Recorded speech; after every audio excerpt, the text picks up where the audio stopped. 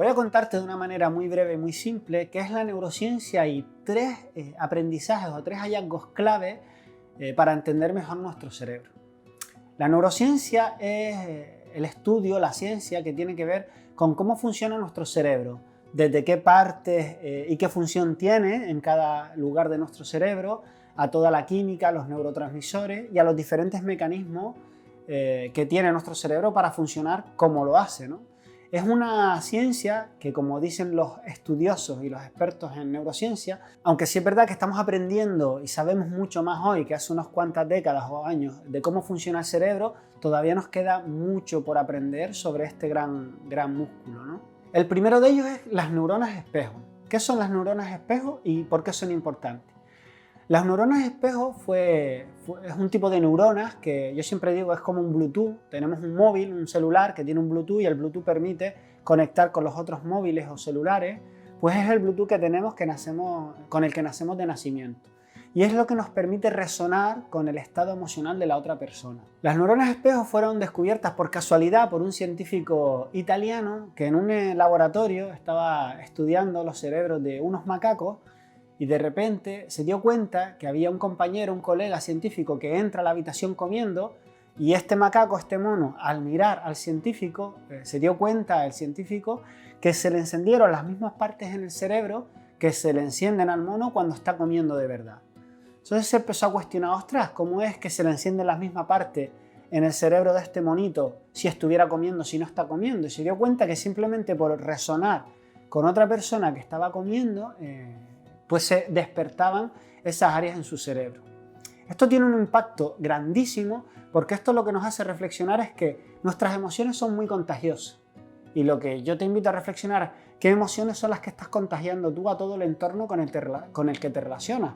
Ya sean tus hijos, tu pareja, tu jefe, tus amigos, compañeros de trabajo, porque al final es nuestra responsabilidad lo que sentimos y también las emociones que nosotros compartimos con los demás, si salen de nosotros, también son nuestra responsabilidad. Por otro lado, también otra reflexión interesante es con qué personas te estás relacionando y qué emociones son las que te están contagiando en cada momento, porque también creo que es un ejercicio de autoestima y de amor propio el saber elegir bien qué te despiertan las personas con las que te relacionas y saber elegir de manera sabia, porque si una persona lo único que te está haciendo es volcar su mierda, pues igual su mierda y su basura emocional, esto es algo que igual tú no te mereces. Así que también es una pequeña reflexión en este sentido. Para que veas el impacto y la potencia que tienen las neuronas espejo, te voy a hablar muy brevemente de un estudio que se hizo. Este estudio lo hizo una universidad alemana y en este estudio lo que hicieron es que invitaron a dos actores a que llamaran a diferentes voluntarios y les leyeran un pequeño texto. Le invitaban a estos actores que uno simulara la emoción de la alegría y otro la tristeza.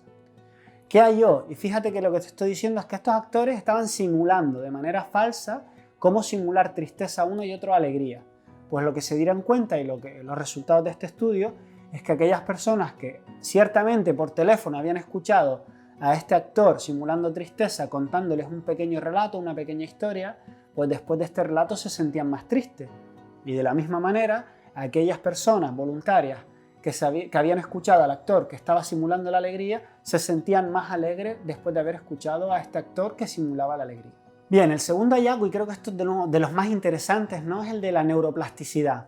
Antiguamente, hace muchos años, creíamos que el cerebro aprendía sobre todo cuando éramos niños. Y ya cuando éramos adolescentes, se solía decir, como se suele decir, ¿no?, el dicho, el pescado está ya todo vendido. Y ya no aprendíamos a partir más o menos de la adolescencia. Hoy en día, y uno de los hallazgos más importantes de la neurociencia, es el término de la neuroplasticidad neuronal. ¿Qué quiere decir? Que nuestro cerebro es plástico y que puede aprender desde que nacemos hasta que morimos.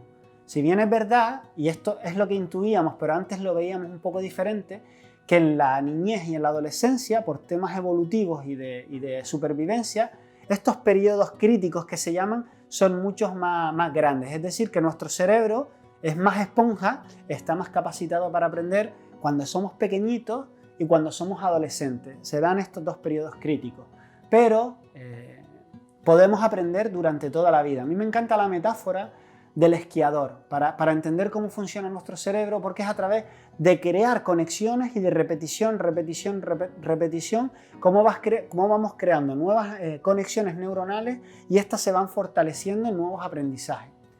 La metáfora del esquiador tiene que ver porque si nosotros cogemos una montaña de nieve virgen y tiramos un esquiador desde un helicóptero para que baje, podemos observar cómo este esquiador va bajando por la montaña y va dejando un pequeño surco.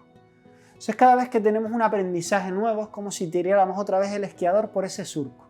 De manera que por ir repitiéndolo una y otra vez, ese surco se va fortaleciendo y eso va consolidando nuestros nuevos aprendizajes, ¿no? Tú fíjate que si has aprendido a conducir una bicicleta, si tú te pasas muchos años sin conducir la bicicleta, puede que vuelvas a conducir la bici pero te sientas torpe. ¿Por qué? Porque has dejado de tirar al esquiador por el surco y este aprendizaje es probable que esté cada vez más débil. Lo mismo si has aprendido un idioma. Imagínate que has aprendido chino y llevas 5 años sin hablar chino. Pues por estar 5 años sin hablar chino es probable que volver a recuperar te lleve un trabajo porque por no usar estos surcos, por ir debilitándose estos pequeños surcos que no los has ido entrenando e ir incorporando otros, el cerebro se va modificando con esta plástica y los aprendizajes que no usa los va desechando y va creando estas nuevas conexiones. Y el tercer hallazgo que también me parece muy interesante es que nuestro cerebro no distingue muy bien entre real o imaginado. Esto quiere decir que si tú te estás imaginando una situación que para ti es peligrosa y no ha pasado de verdad, tu cerebro no distingue qué es real o imaginaria. De manera que cuando tú haces esto, estás segregando la misma química que segregaría si esta situación estuviera pasando de verdad. Entonces te estresas, hay cortisol, que es la hormona del estrés, etc. Esto lo que quiere decir es que tanto si tú te estás contando una comedia o te estás contando una película de terror, esto va a tener un impacto emocional en ti. Así que es muy interesante cuestionarnos o plantearnos qué es lo que nos estamos contando cada día. Por ejemplo, un hallazgo muy interesante con respecto a la potencia que tiene esto se hizo con personas que estaban aprendiendo o se les pidió que aprendieran a tocar una pieza de piano. A unos se les invitó a que aprendieran a tocar una pieza de piano sin tener un piano. Es decir, tenían que aprender a tocar una pieza de piano sin disponer del instrumento. Es decir, que tenían que ir inventando, tenían que ir estudiando de manera teórica cómo crear eso, imaginándose cómo tocar esa pieza de piano. Y a otro grupo de personas se les pidió lo mismo, que aprendieran a tocar una pieza de piano, pero con el piano. Es decir, podían tocar el piano de manera física. ¿Qué es lo que hallaron los científicos, ¿no? Con este hallazgo, con este estudio?